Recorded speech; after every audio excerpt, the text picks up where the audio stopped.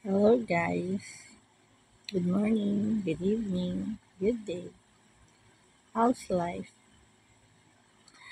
Um, ang masasabi ko lang today, nung panahon ni Duterte, diba, nakikita natin yung mga patayan, makikita mo sa lansangan, ang daming mga patay, sabihin, involved sa droga, without due process, tapos nagdadatingan yung mga inchip, 300,000 through pastillas lang. At sinasabi ni Duterte na malinis daw yung Pogo. At sinasabi rin ni Duterte na ayaw niya sa droga. Galit siya sa droga. Pero ang kanyang financial consultant, drug lords. Tapos nun, nangutang pa siya sa nangutang pa siya sa World Bank ng 7 trillion pesos. Pero walang transparency. Hindi natin alam kung saan napunta yung inutang ni Duterte.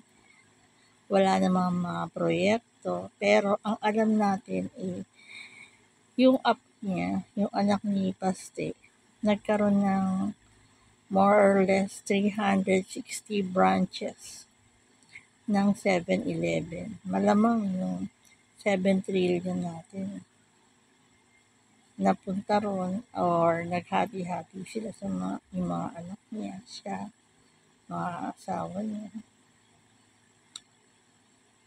So, nakikita natin yung kasamaan ni Duterte.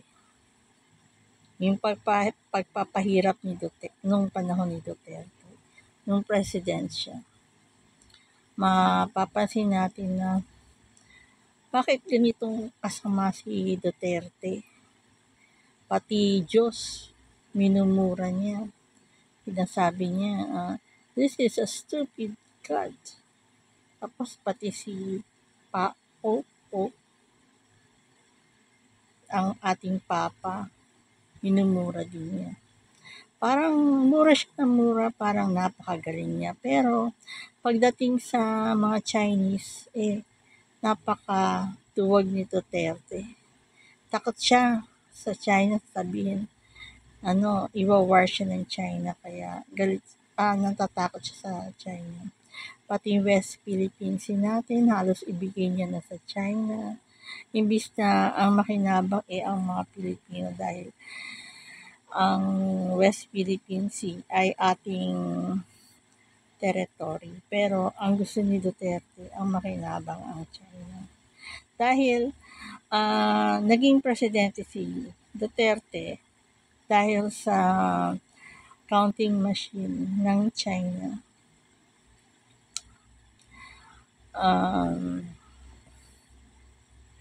So, naging presidente si Duterte dahil sa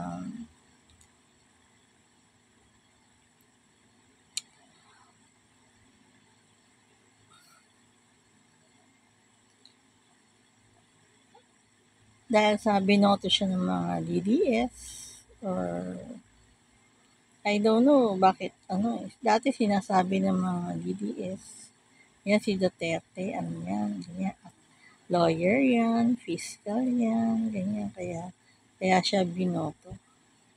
Pero actually napakasama ni Duterte.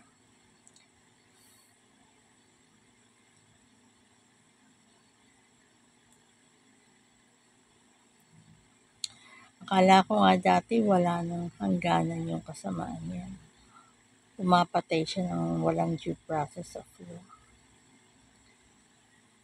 Sinasabi niya galit siya sa mga sa mga drug addict, pero iba ang kanyang financial consultant ay drug lord. Baliktad ang noong araw, save the user. jail the pusher and the drug lords noong panahon ni Duterte. Kill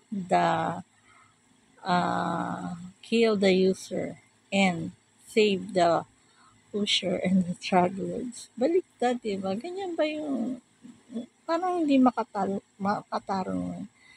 Kaya lang naman nanalo si Duterte dahil sa Smartmatic.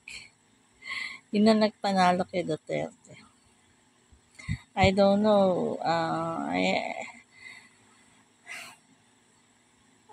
Smartmatic. Ang Smartmatic ay pag-aari ng China, di ba? Kaya tinatanaw niya ng utang na loob yung pagkapanalo niya sa China, hindi sa mga Pilipino. Makikita mo yung gaano kasama si Duterte. Mas priority niya pa yung mga Chinese, mas priority niya pa yung China. Imbis na ang priority niya ay ang Pilipinas at ang mga Pilipino at ang ating Philippine territory, 'di ba? At dapat ang sinusunod niya ay ang Philippine Constitution, pero hindi niya sinusunod ang ating Philippine Constitution. Kung ano yung gusto niya, yun ang ginagawa niya. Pati yung result ng sa International Court sa pagkapanalo natin sa West Philippine Sea, hindi niya rin nirespeto. At sinabi niya parang toilet paper lang. Ngayon, nung mga panahon ni Duterte, makikita mo yung pamasahe nung panahon ni Pinoy, 7 pesos. Pero nung panahon ni Duterte, naging 13 pesos. Diba? Ang laki ng diferensya. Nagtaas sa lahat ng presyo, ng bilihin, through train lang.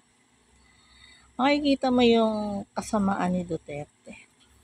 Kala ko nga dati yung kasamaan ni Duterte, wala nang katapusan. Pero, after the term of Duterte, kinuha siya ng ICC. Doon ko na na-realize na, wow, may katarungan pa pala. At least, hindi man na-implement yung justice sa Philippines, sa ICC, nahatulan yung lahat ng masamang ginawa ni Duterte.